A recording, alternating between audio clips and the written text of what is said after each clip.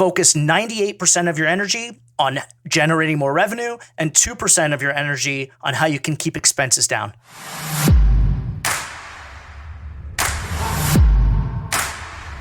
Hey, Millionaire University Nation. This is Brien Gearin back with you for another rousing episode of the Millionaire University podcast. And today I am joined by the founder of Happy Home Helpers, a $1 million plus home cleaning service business owned by Jon Margalit. Guys, I am so excited. And let me just tell you a quick story about how before we started recording this podcast, I was asking Jon, what kind of things do we want to go over? What do we want to talk about here? What do you want to say? And he said, I'm here to talk about the fastest way for anyone to become a millionaire.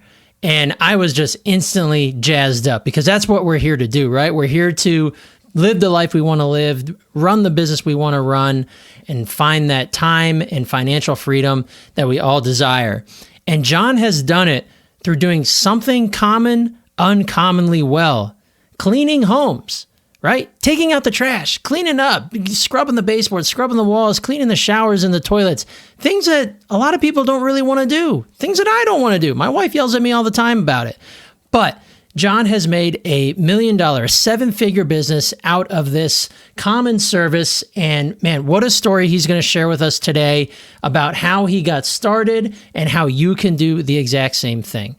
So without further ado, let's dive in and talk with Jon Margalit of Happy Home Helpers and how you can learn one of the fastest ways to become a millionaire. Let's go. Jon, you have an incredible story. I want to kick it off with hearing about your story. Give our listeners some context about how you got into this business and how you made it. It all started out when I graduated from college.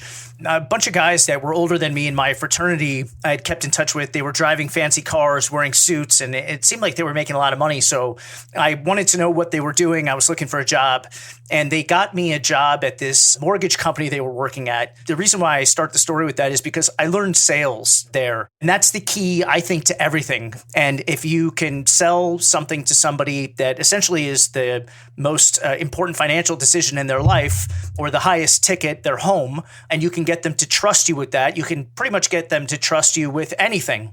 So I learned sales there. I was chasing very sexy type of companies, and I wanted to be a startup founder. And I got into SaaS and different types of things. I raised quite a bit of money, and ultimately I failed. I lost other people's money. After I had went through that, it didn't feel so good, but I had learned a lot. And then something hit me. I had got a job somewhere, and I got very lucky. I was head of sales for a tech company that did get acquired in New York City. And after that, I had bounced around to a couple other jobs, and I started to think to myself, I really want to make a run at entrepreneurship again.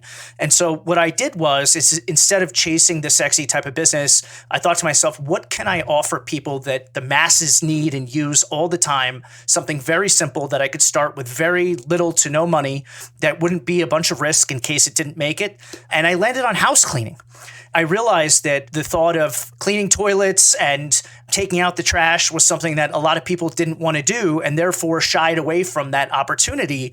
But then I realized very quickly that I didn't have to ever clean any toilets or take out the trash. In fact, I've never cleaned a house in my life, not even my own house. And now I have the fastest growing cleaning company in America. What a cool story. And the whole reason behind our episode today is you're going to teach us the fastest way for anyone to become a millionaire. And I love that you mentioned that it is the local service style business in a typical area that nobody wants to deal with, like taking out the trash, cleaning a house. It's an incredible way to make millions of dollars, to build an incredible business, provide a ton of value, serve a lot of employees, and serve a lot of people. So what led to the starting of Happy Home Helpers and now you said the fastest growing home cleaning business in America? So I was simply just researching online the best business to start. Every blog I would read, house cleaning was number 1 or number 2 because there's no barrier to entry. You need very little to no money. You could probably start it with $1,000 or less.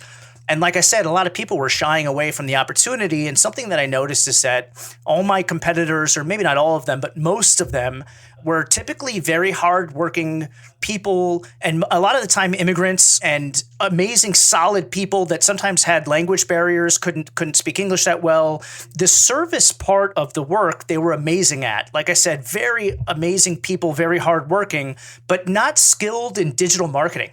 They didn't understand how to build a Google profile online. They didn't understand how to acquire customers online. They didn't understand how to set up and run ad campaigns and things of this nature. They were just people that were building small businesses by word of mouth. And the other side of it is they didn't understand how to hire people at scale.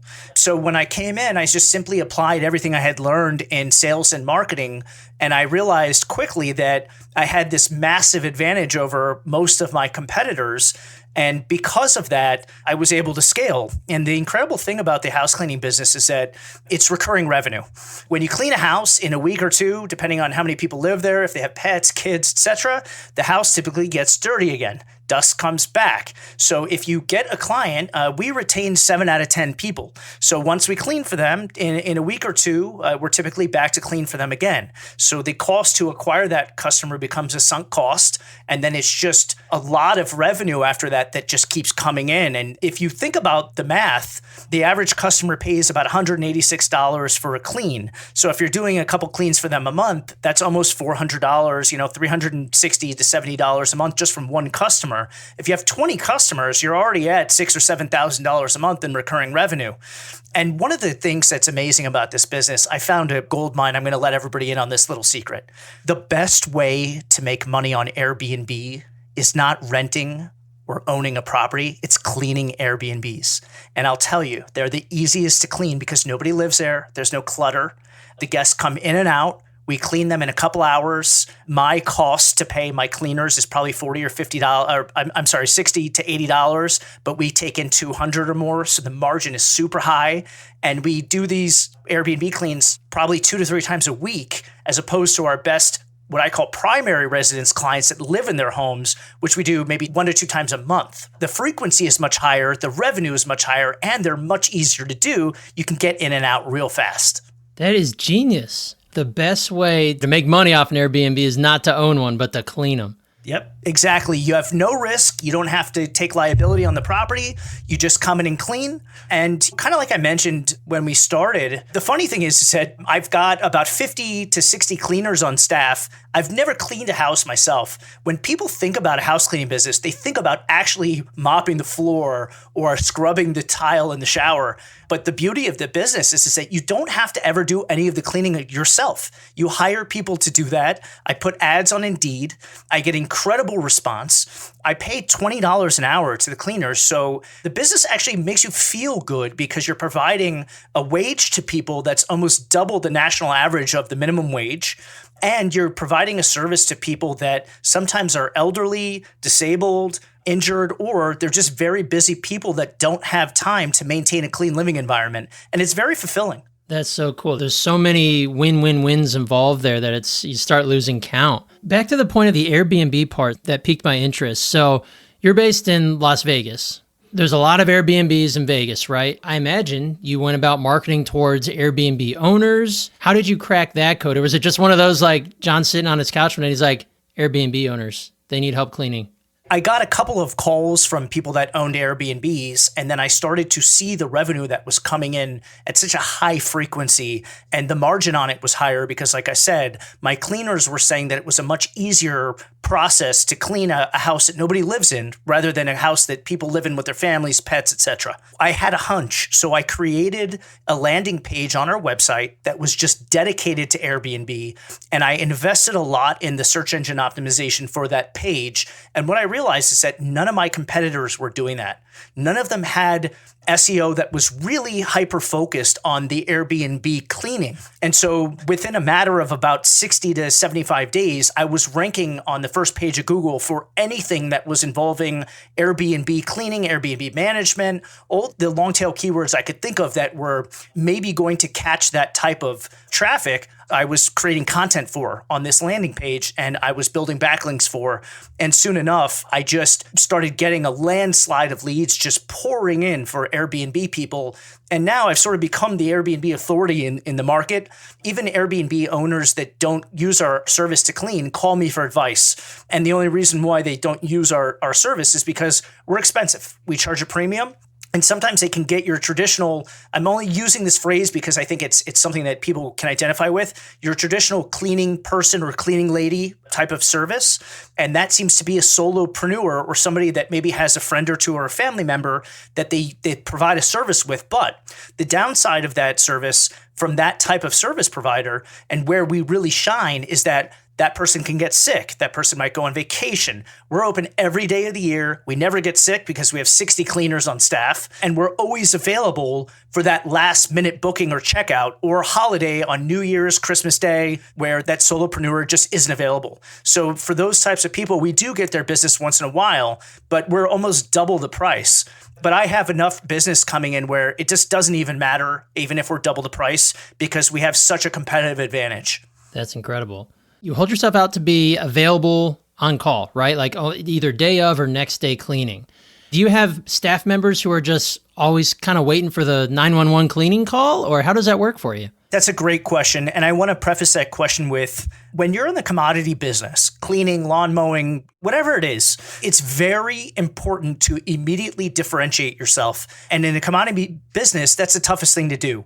And what most business owners make the mistake of is that they try to be the best XYZ. They try to be the best cleaning service, the best lawn mowing service. But what I recognized is, instead of trying to be the best, trying to be the only is the way that you really, really stand out in a commodity service market. So we became the only cleaning company that was available for same-day service within a 2-hour window. And the way that I was able to create this type of service logistically is that I put ads out on Indeed for the type of person that was, let's say, a busy mom and somebody that was looking for part-time work that was always usually home, but was available to make extra money when the call came.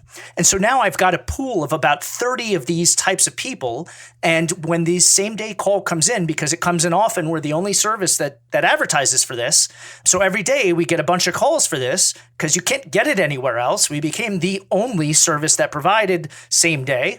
And because of that, we can just go through our little Rolodex of about these 30 people that are home all the time. And we can always catch, 5 to 10 of them that are available that want to make that extra money on a whim. Wow. Okay. So would these kind of be contractors for you that are available when needed? And out of your pool of 30, there's at least going to be, like you said, 5 or 10 who are like, yep, I'll take the gig.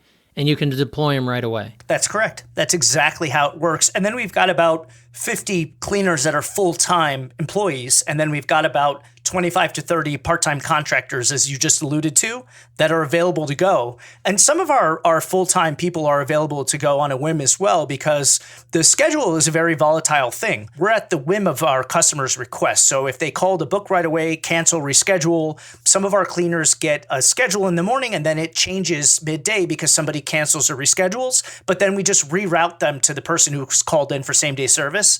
So it also helps to keep our staff busy all the time because they count on getting those hours.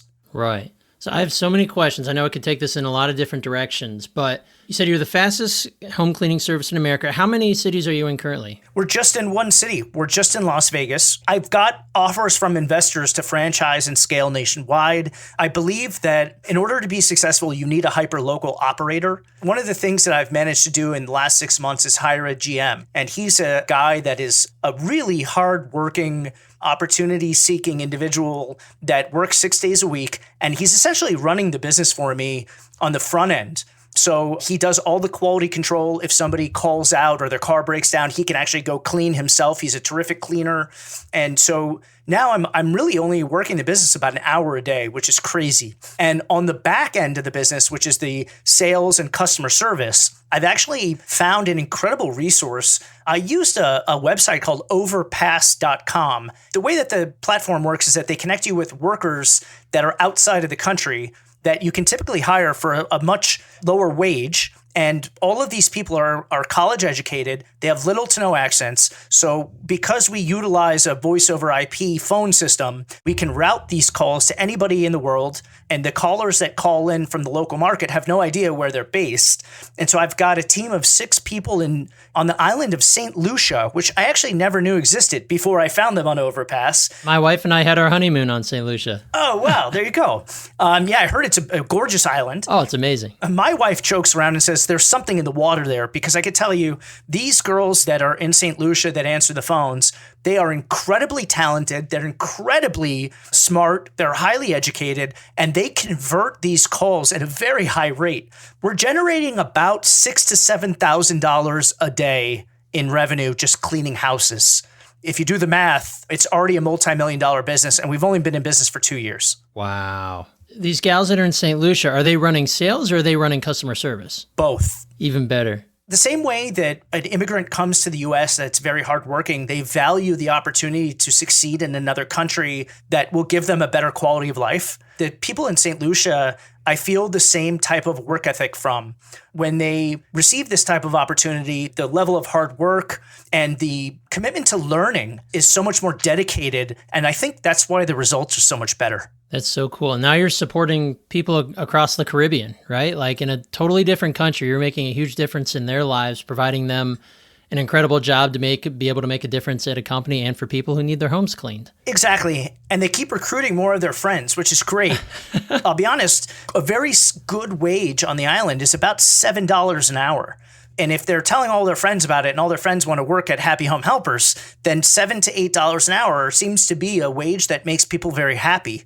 If you're looking at it from a pure cost-effective way of outsourcing, then I think it's a very good way to go, as opposed to getting somebody here in the States or even a virtual assistant through a platform like Upwork. I seem to be getting somebody who's a much higher quality and speaks native language at a lower rate. All right. So like I said, you can probably tell I'm nerding out on this because I love an incredible entrepreneurship story, especially when it comes to local service businesses. So I'm fascinated by this. But for our listeners who are looking to start a business, you and I were talking about this before we hit record. It's so easy to get lost in the ideas of, I can never make it unless I'm thinking of something new or some new idea that's never been done, or I got to start a software company.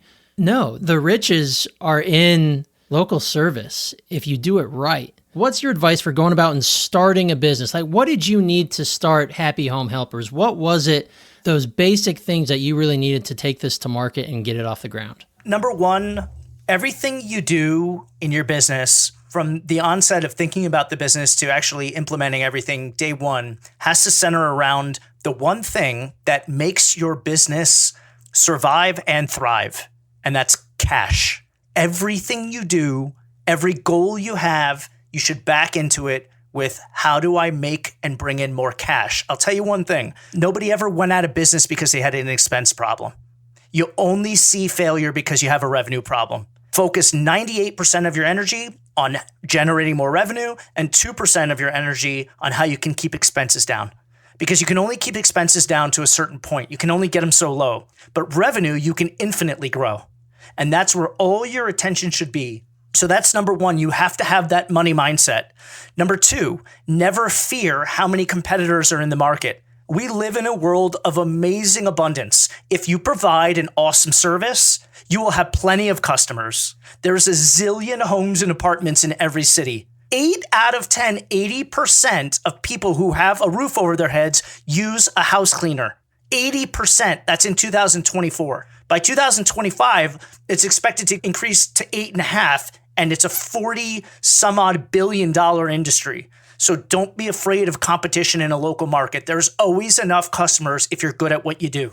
Number three, differentiate yourself. Be the only of something. Don't try to be the best of something. And I'll tell you one way that we also differentiate ourselves. Speed.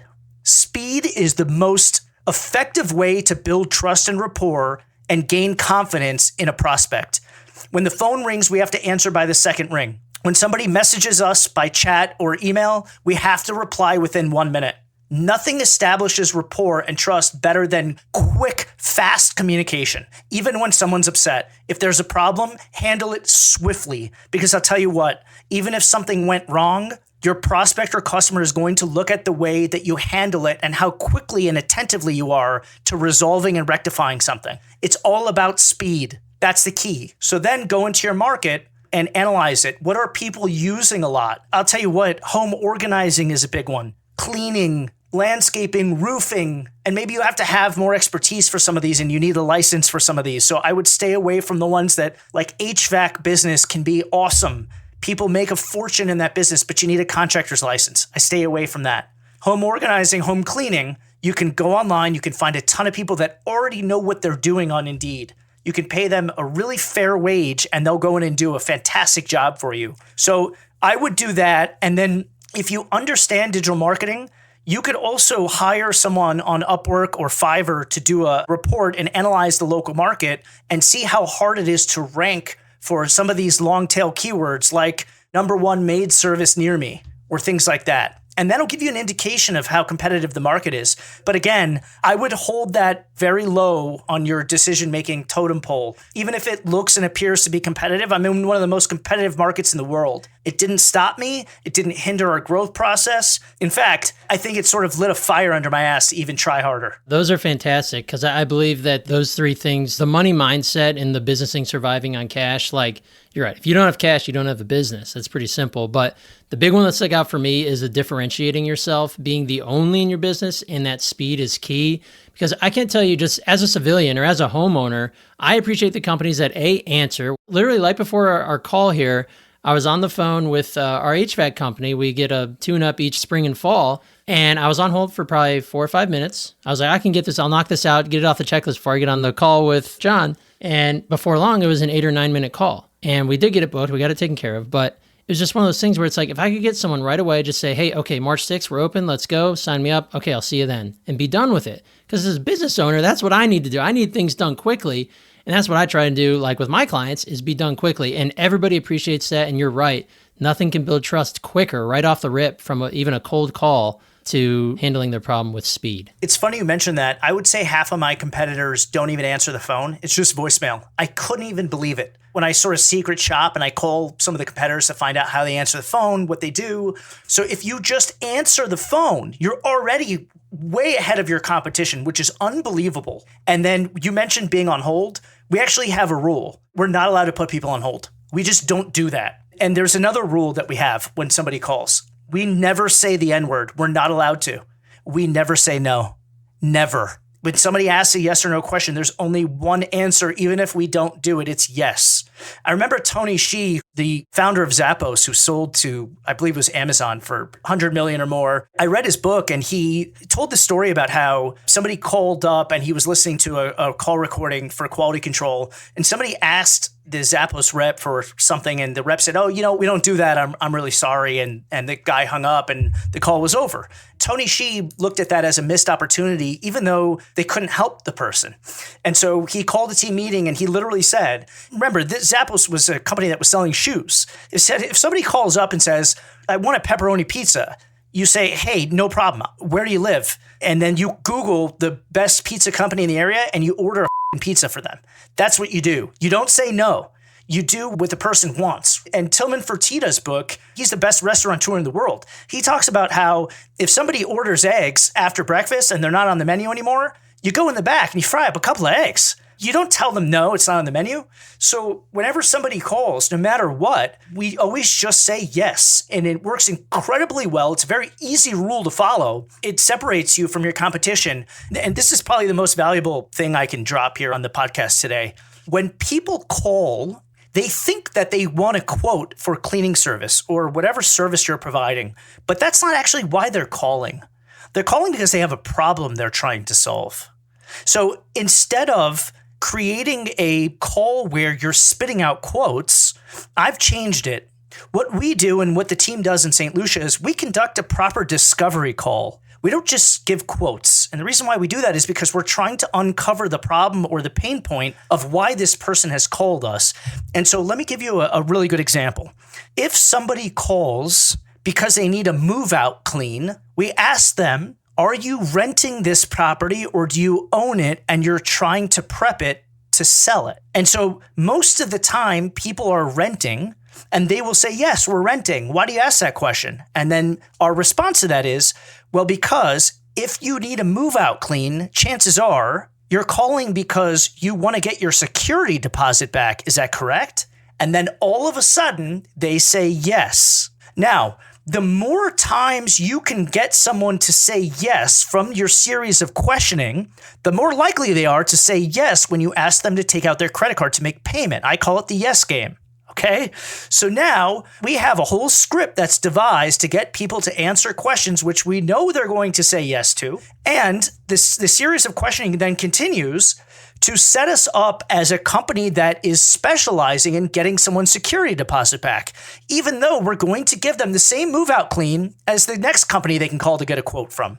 But when they call to get other quotes, nobody else is doing this. So even if the competitor's quote is $50 to $100 higher, they still think we're the best company because we're the ones that are going to get them their security deposit back, not just somebody who's going to come out and do a move out clean. You've completely shifted their mindset at that point. Exactly. And that's why we're converting at such a high rate, is because we're taking them through a very strategic sales process on the discovery call. If I call any other cleaning company in this city and I ask them for a quote, they're going to ask me what do I need a quote for, and they're going to give me a number, and then I'm going to hang up. And just like everyone else does, they're going to hang up and they're going to keep calling around until they get the lowest number. That's commodity. We don't do that. So I come from a customer experience background. I work in marketing, but I was really born from customer experience. I love this because as a consumer, I almost always go with the company who does it differently, who differentiate themselves in some fashion that I can pick up on. I'm a little more attuned to it, but as a general just human being, when you get better service or when you get asked questions by a company that is one of maybe many you're getting quotes from that you didn't see coming, but then they explain clearly to you, why do we need to know that? Well, you do want your security deposit back. Yeah, I do. Okay, well, making sure that you clean this thoroughly is the best way to get that back, right? Yes. Okay. So now I am 100% more likely to go with this company because I can already tell that you're taking steps to differentiate yourselves and make that customer experience different. And I'm not even a customer yet. Right. I think it's even more than that. It's taking steps to really understand deeply what the customer wants and needs, or let's call them the prospect at this point, right? Besides speed, a series of very intelligent questions does something else. It establishes expertise. It tells the prospect without telling the prospect that you know and understand the service you're providing and why you're going to provide it for them.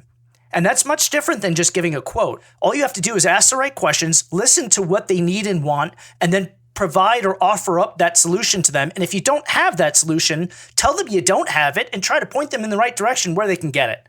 That's it. Don't try to sell them something they don't need. So I moved into a new house a few years ago. I'll never forget this. I went to Best Buy to get a TV. When I walked into the store, a salesperson approached me and the salesperson said, "Hey, what can I help you with today?" And I said, I'm looking for a TV. And the salesperson said, "Great, let me take you over to the TV section." They said, "What size TV are you looking for?" And I said, "Well, I don't really know." And the guy said, "Well, let me show you 70-inch TVs and you tell me if that looks too big or too small, and I can show you different models and you can pick the one you think has the best picture." I said, "All right." And we started looking around and there's 100 freaking TVs in the store. I'm looking at all the pictures. They all look pretty good. I get a little overwhelmed. My phone starts ringing. It's my wife on the phone. So I say, "You know what? I got to go." I couldn't really make a decision. I leave the store. A couple weeks go by and I'm thinking to myself, I'm moving in a week. I got to get a TV. I go back to the same store 2 weeks later, and this time I have a much different experience.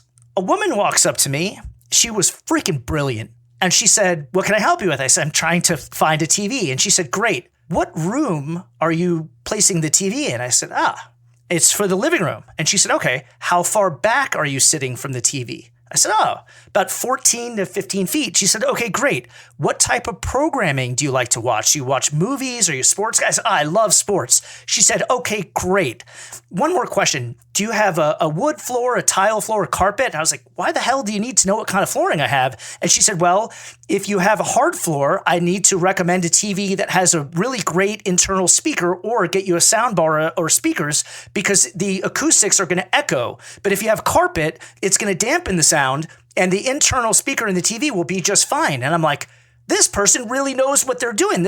I'm in the same store. They have the same TVs, but this is a totally different experience. We walk in the back. She says, all right, you're 14 to 15 feet back. You have carpet. You love to watch sports. That means you need a faster refresh rate because when they throw the ball, it's going to pixelate if you have the slower refresh rate. So these are the only two TVs in the store I'd recommend to you. Let me turn them both on. You tell me which one you like better, and that's the TV that you should pick.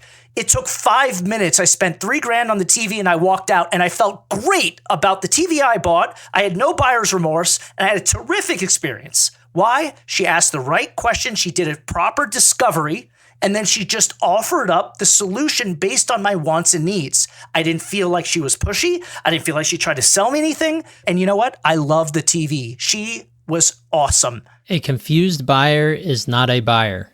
So if you guide them, you discover, and then you provide them with a few options, preferably 2 or 3 max, you have now put the blinders on this person, and they should be rest assured that I don't need to look at the other 80 TVs on these racks because according to this discovery that we just found out together, I don't need those. I need one of these 2 TVs. That's perfect. And it's all the difference in the world, right? And she got the sale. She did. And I felt like she did it instinctively. I felt like she wasn't trained to do that. I felt she just had a very deep understanding and expertise of viewing experience. And then she just asked the questions based on how she thought she could get me the best viewing experience because I was there to buy a TV. Very simple, right? So when somebody calls up a house cleaning business, you can do the same exact process, uncover the actual pain point and wants and needs of the customer so you can recommend a certain type of cleaning that will satisfy those needs just like the type of TV you might want at Best Buy. Right. It's genius. And I think that's a good lesson mixed in there for sales in general, even if you're doing a business outside of a cleaning type of business, is the fact that sales conversations can be intimidating. They can be scary. But if you just approach it as this is a conversation, I started telling myself that in my agency years ago. I was like, sales conversations scare me, but conversations where I'm just trying to find out if I can help this person, that's way different. That's a completely different mindset shift and gets yourself out of your own way when it comes to selling your product or service. It opens the door. It's like a floodgate. But you have to go that extra few steps to create a good discovery call. Find out what you need to find out and guide them. Sales conversations can be scary to people. And I think the best way to mitigate that feeling of anxiety for prospects is to sit down with them or talk to them over the phone like a very close friend or family member is calling and asking for advice. Because when your friends ask you for something or somebody you care about asks you for something, you don't consider what's best for you. You only think about and consider what's best for them. Sales should be that way. You should express the ultimate love for your prospect and deeply care about their wants and needs. And then that will automatically take down the defense mechanisms and eliminate any anxiety they might have of feeling like they're in a sales conversation. Right. And you will instantly differentiate yourself from 99.9% of your competition because the average service business, in my opinion, is completely commoditized, and you can absolutely tell that there is not as much genuine care or concern for the processes and systems that are in place. And you can blow those out of the water by making a few positive changes. That's it. The fastest way to ensure success and become a millionaire in a relatively short period of time, I'm talking 4 or 5 years or less, is to start a local service business, provide something that the masses need, where your competitors sometimes don't even answer the phone, it goes to voicemail, that you can get into without providing the service hands-on even yourself. You can easily find local service providers. You can pay them a very fair wage, make them very happy, and you can create a nice, fulfilling business for yourself. I'm in my home office right now, and I've never once worked in an office. And to be honest, when I first started the business 3 months in, I had to get emergency surgery to remove my colon. And I was in the hospital for 2.5 weeks. And I was afraid that the business would go under or it would suffer. And it continued to scale. And I had my laptop and my phone from a hospital bed for 2.5 weeks and was still able to do $50,000 in revenue that month. What an awesome story. I mean, that just goes to show that you can start something common, do it uncommonly well, make a butt ton of money, make a lot of people happy, serve a ton of people, make them happy, solve their problems, and live the life that you dreamt about living. It sure sounds like you're living the dream, especially when, God forbid an emergency happens and you can still make money while they're removing your colon. It's incredible. Yeah, you just nailed it. The home service business will allow you to work from anywhere and everywhere as long as you have a Wi-Fi connection. And it will allow you to open up the possibility of living the life of your dreams and being able to travel and have more free time with your family and not punching that clock or being in an office environment that's not as comfortable as your home. Yeah. This morning I made a post on LinkedIn about how yesterday I was able to take an hour and a half out of my day to go to the driving range with my dad. It was 72 degrees out. We don't get that very often in Ohio in February. I was just like, this is perfect. I'm going to go enjoy the sun. I'm going to spend some time with my dad, and I'm going to knock the winter rust off my swing, right? But it's because you design your business to serve you and not that you serve your business. And a local home service company is a fantastic way to do it. And even if you've never provided that service. And I can relate, John. My wife yells at me all the time when I should be cleaning the house and I don't. And I've had a horrible experience with a cleaning service that my wife hired, which was certainly nowhere near what you guys provide. So I for sure see the value in it. Well, John, I know I want to respect your time here. How can we find you? I know we didn't even really get a chance to talk too much about Rags to Riches, your course, but I want to make sure our listeners can reach out to you or find you online. Yeah, if you just go to ragstorichesyou.com, you can go to jonmargalit.com. It's Jon without the H. We'll put a link here, but it's rags, TO2 riches, the letter U for university.com. And then you can also go to the Rags to Riches University YouTube channel if you want more nuggets and knowledge. And if you want to take the course, we're offering it now at a discount for only $297. And it comes with all the assets that I mentioned, the scripts, how to take people's credit card over the phone, all these types of things that can make revenue and income come in really fast and get you to making $1 million. And I'm not talking about gross. I'm talking about netting $1 million within 4 years or less. Awesome. I love it. John, well, this was super exciting for me. You know I nerd out on this stuff. Man, what value you were able to drop with us here. And folks listening out there, don't be afraid of starting a local service business. There, as John has proven, there is a lot of riches coming from that niche. So, John, thank you again. Really appreciate you joining us. I feel like there's so much more we could talk about. Heck, maybe we'll have to have you come back for another round, but this has been wonderful. Thank you so much for having me. I really appreciate it, Brien. My pleasure. All right. I don't know about you, but those were some serious knowledge bombs that John brought to the table in opening our eyes and showing us that a business as simple as cleaning houses, cleaning Airbnbs, cleaning properties for people and businesses is an incredibly lucrative business and one that does not have a massive barrier to entry. You don't have to start a software company. You don't have to be a genius. You don't have to have some earth-shattering idea in order to become a business owner. You simply don't. And John is living proof of that. And within 2 years, making it a 7-figure business with $400,000 in profit. The dude's just absolutely crushing it. And man, I hope you can take some of this to heart.